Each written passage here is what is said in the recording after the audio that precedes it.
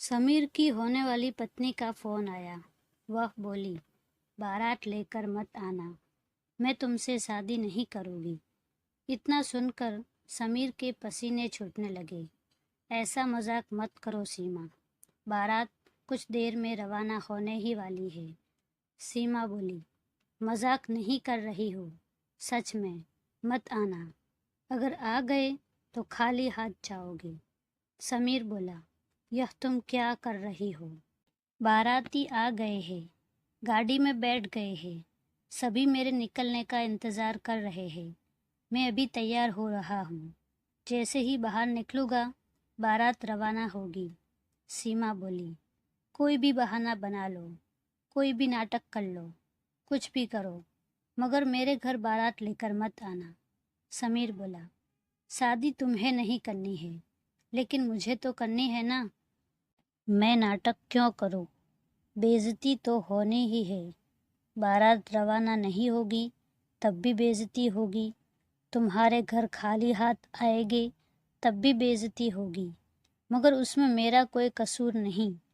अब बारात तुम्हारे घर नहीं पहुंचेगी तो तुम सारा इल्ज़ाम मेरे ऊपर डाल दोगी।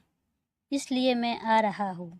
तुम्हें शादी नहीं करनी तो भाग जाओ, जिसके साथ तुम्हें भागना हो। सीमा गुस्से से बोली, मैंने तुम्हें बता दिया, यह शादी नहीं होगी।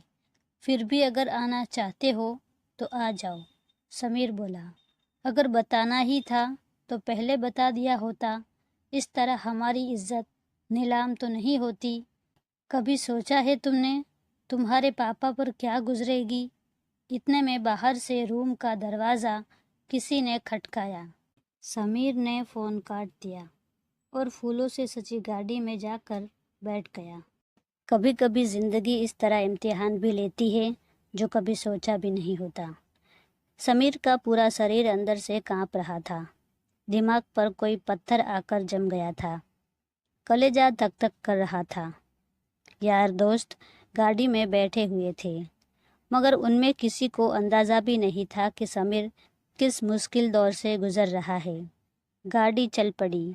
गाड़ी में गाने चल रहे थे। दोस्त लोग झूम रहे थे। समीर हल्की मुस्कान के साथ उनका साथ दे रहा था। आगे होटल आया तो दोस्तों ने समीर से बोला, जेब ढीली कर दूल्हे राजा। समीर ने बेझिझक वॉलेट निकाल कर दोस्तों को देते हुए कहा, लो यार, मेरी बर्बादी का जश्न मना लो।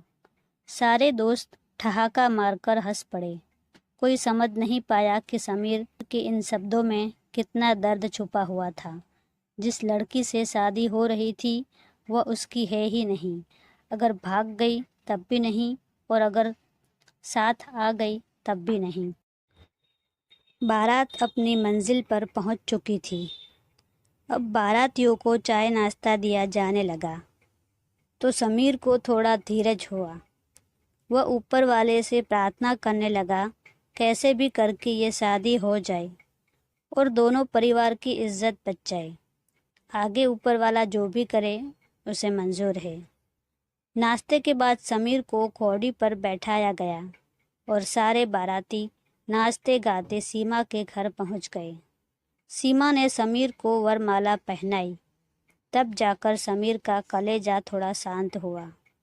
फिर भी एक अनजाना डर समीर के दिमाग में बैठा हुआ था कि अभी कुछ ड्रामा होगा, मगर कुछ भी नहीं हुआ और समीर की सीमा से शादी हो गई और वह उसे अपने घर ले आया। रात को कमरे में एक गहरी खामोशी रही। दोनों चुपचाप अलग अलग सो गए। 2 दिन तक सीमा समीर के घर पर ही रही, फिर उसका भाई उसे ले गया। इन 2 दिनों में सीमा से सबने बात की, मगर समीर उससे एक शब्द भी नहीं बोला। जब वह जा रही थी तब वह सीमा से बोला, अब तुम जिसके साथ रहना चाहती हो उसके साथ भाग जाना। सीमा ने कोई जवाब नहीं दिया। कुछ दिनों के बाद घरवालों के दबाव में आकर समीर सीमा को उसके मायके से वापस ले आया। सीमा से बोला, तुम्हें वापस नहीं आना चाहिए था, भाग जाती तो अच्छा रहता। सीमा बोली, ऐसे कैसे भाग जाती? पहले तो सिर्फ पिता की इज्जत दांव पर लगी थी, मगर अब तो ससुराल की इज्जत भी मुझे बचानी थी। समीर बोला, अगर मैं बारात लेकर नहीं आता तब भाग जाती क्या?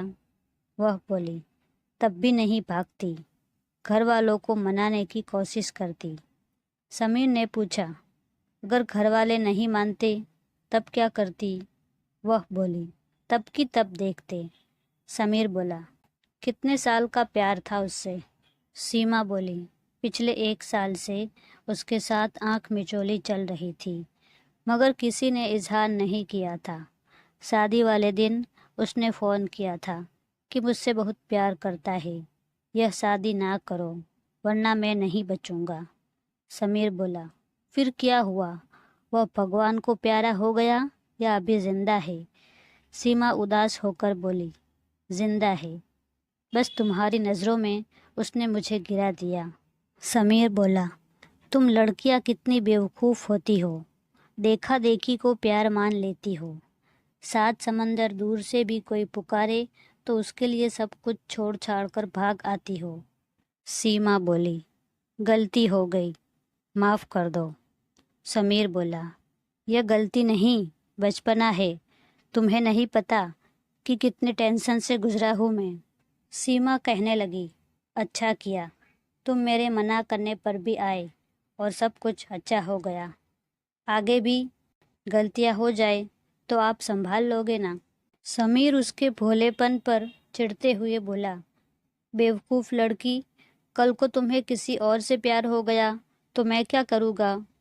वह मासूम सी शक्ल से बोली, अब मैं तुम्हारी पत्नी हूँ, ऐसा पाप कभी नहीं करोगी। 8वीं फेल हो, माँ कहती है मेरे अंदर ज़्यादा दिमाग नहीं है, माफ़ कर दो। समीर ने जब उसकी मोटी मोटी आंखों में झांका तो उसे अपने लिए प्यार नजर आया। फिर वह उसकी गहरी झील सी आंखों में उतरता ही चला गया। वहाँ उसे मासूमियत और भोलेपन के सिवा और कुछ नजर नहीं आया। सीमा के भोले भाले आंखों ने उसे ठग लिया। वो कहते हैं ना, नैनों की बात नैना ही जाने। कहानी अगर अच्छी लगी हो तो इसको लाइक करना और शेयर करना ना भूलें। Thank you.